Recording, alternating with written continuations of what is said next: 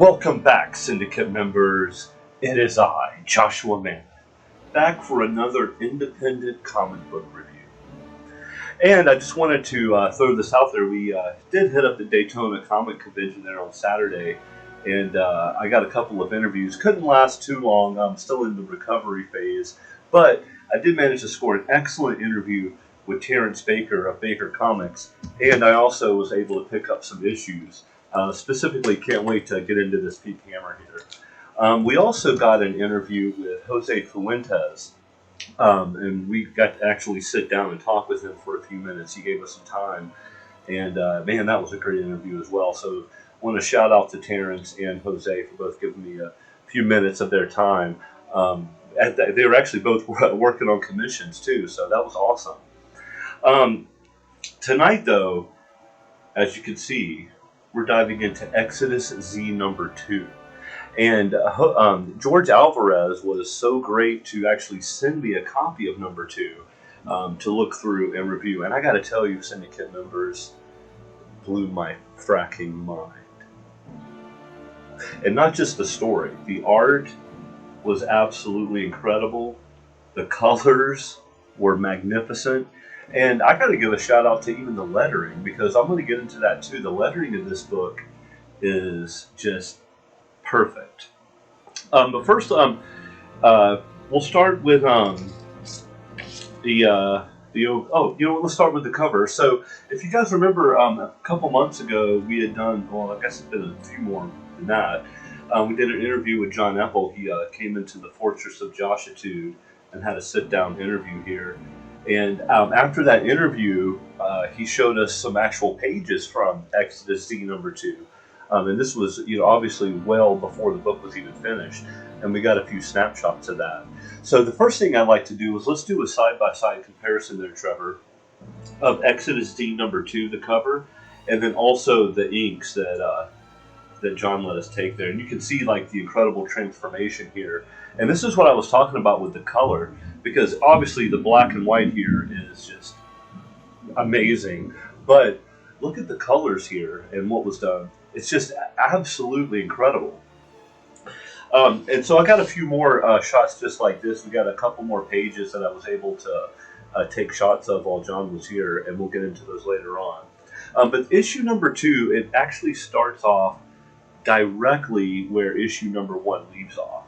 So, Syndicate members, if you haven't picked up issue number 1, you need to go do that right now, because that issue is just, it's great. And there's actually a small story in Phantasmagoria of Exodus Z. It kind of gives like a preemptive, and then Exodus Z number 1 really gets into the meat of the story there. And then once the zombie horde gets into heaven, this is where Exodus Z number 2 actually takes off at. And I gotta say, the writing on this. First off, I love the way that George is able to mix like a great sense of humor along with just absolutely amazing horror scenes that are going on here. We'll throw a couple of shots up there, and you'll see what I mean. And that's one thing that I really love about Exodus Z. It has like a serious undertone, because obviously zombies are invading heaven. There's people like humans. There's angels. There's a lot going on here, but it's also hilarious. Like there's some really really funny stuff in this, and that's one thing that I really like about George, is you can really see his personality come out through his writing, and it makes reading the book not only enjoyable, but it makes me like really look for very specific things in there, and kind of like with John Epple's art. So it's always like a story within a story, and then there's always little Easter eggs thrown throughout the book to try to find there. For example, Syndicate members, and we can actually do a side-by-side of this one too, right, Trev? Page number 1 here. Is that Homie the Clown? Because it really does kind of look like Homie the Clown. In any case, we got an ink of that as well. Let's put that on the side-by-side, Trev. And you can see like the transformation from John Epple's art, and then Edgar Wolv's colors. I hope I'm pronouncing that right. And it really, really adds to it here. and I've seen some really good colorists, but this one is really good because specifically some of the blood splatter scenes in this. We'll throw a couple of scenes up here. This blood splatter is just terrific. I mean, come on. So the next thing is the battle scenes in this book. The battle scenes in this book actually take it to a whole new level because there's a mixture of gore in there. There's a mixture of angelic battles, and actually one of the angels ends up turning. So if you're interested in what that would be like, you definitely need to get into this, because one thing that I love about that part is this particular angel actually becomes the main villain. And we could see the story like evolving as we go through. So a lot of people, they think zombie stories are, pretty much very standardized. You got to throw that thought out the window with this book, because when you think there's another main villain, then George adds on other levels to us. Specifically, as we go throughout the book, the one thing that I really want to talk about is the part in the book where the Celestials are called, and specifically because the angels are fighting kind of a losing battle against these undead, and they end up having to call these like creatures of light down to assist with them. And so when I was reading through the panels leading up to that, I was thinking, I wonder how John's going to pull that off, because obviously these would not only be hard to draw, but really hard to depict in general. But go ahead, Trev, throw that up there. John actually really delivers, and with the enhanced color too, it just really pulls it off in an amazing way. And I actually really love these particular panels here showing these creatures and them actually fighting back against the zombie horde. So more about Edgar Wolv. Again, he did a really knockout job here. And looking at John Epple's inks, this really could not have been an easy task, because man, the detail work that John gets in there, it's just really, really awesome. And Edgar was able to actually elevate that with the colors. And another thing I want to put out there is the lettering for a minute. So Nikki Powers was the person who did the lettering on this book, and here's what I'll say about it. The first thing is that, for example, with the angels have, when they speak, they have a nice yellow halo around the speech bubble. The humans just have normal speech bubbles, and then the evil zombies kind of have a black over green type of and then in the end we have even more villains, and they have a purple on black. So when I'm reading through the book and I see these different variations of how the speech bubbles are delivered, it kind of puts that extra context in my head to read it differently, or and more an evil voice inside my head. You know what I mean? And so I appreciate really good lettering like that. So definite shout out to Nikki for putting that together, and also the effects as well were also pretty phenomenal. But specifically the speech bubbles, I appreciate that level of extra work. Now, some of my absolute favorite parts of this book, for starters, was the Charlie's Heavenly Con. First off, because that's where I had originally met George at. Throw that pickup. We originally met him at I believe it was Charlie's Epic Con, and that's where I picked up Exodus Z, and I think Gaia Succession. We picked up, and then my little Exodus Z pen that you guys can see I wear on my messenger bag when I'm at the cons. And so in this particular scene, though, it's at a heavenly con, and so the zombies are invading, and then the people at the con actually have to band together and fight this zombie horde. And as you can imagine, these aren't exactly people that would normally be equipped to deal with such a thing. But John delivers this pretty epic page here.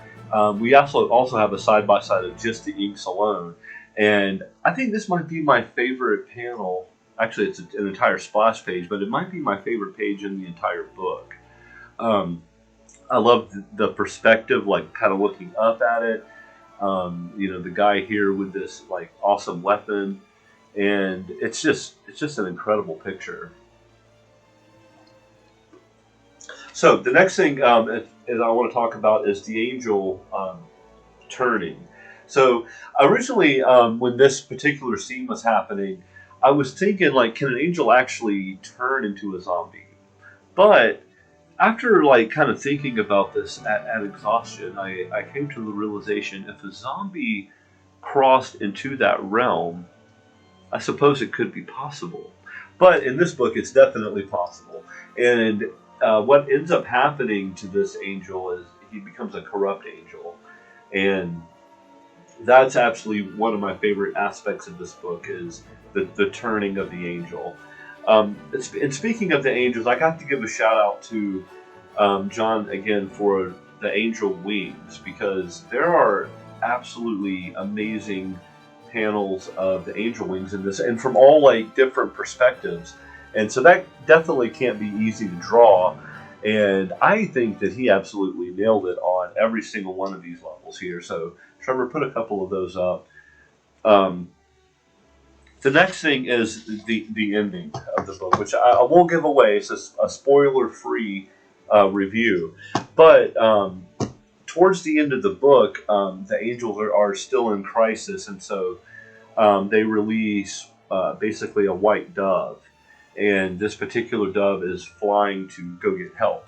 So the first thing I want to do, or want to say, is that this dove picture or paneling here is drastically different from the rest of the book, and I really appreciate that. That made this one look more of like a kind of like a heavenly thing, heavenly theme with the white dove.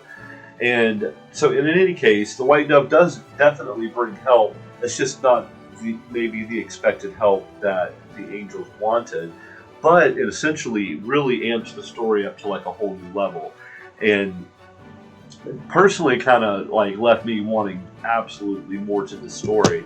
So we're looking forward to number 3, but at the same time,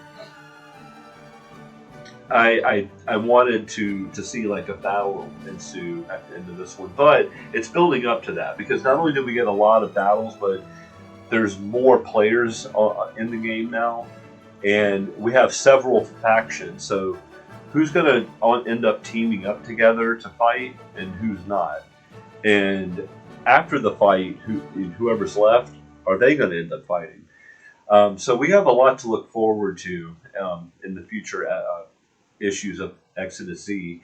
But I got to say that ultimately this is a comic that once it hits the shelves, you guys definitely need to pick up, because I feel like the team here really nailed this book on every single level that you would want to put into a book. The story is solid and awesome, interesting, hilarious. The art is just off the charts awesome with the coloring, and then of course we talked about the lettering as well. So yeah, this one is just an absolute knockout, and I want to thank George so much for allowing me to review it.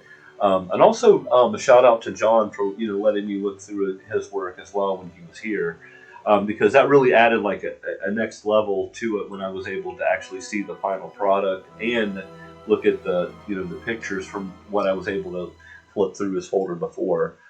So just absolutely amazing. So Syndicate members, that's all I got for you.